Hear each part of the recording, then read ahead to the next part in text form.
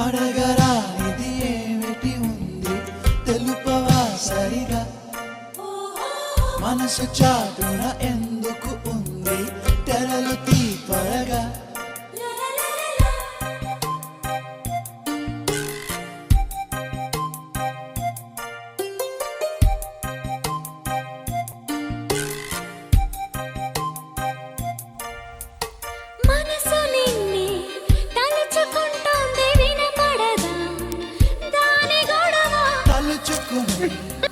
అలసిపోతుందా కలుసుకుని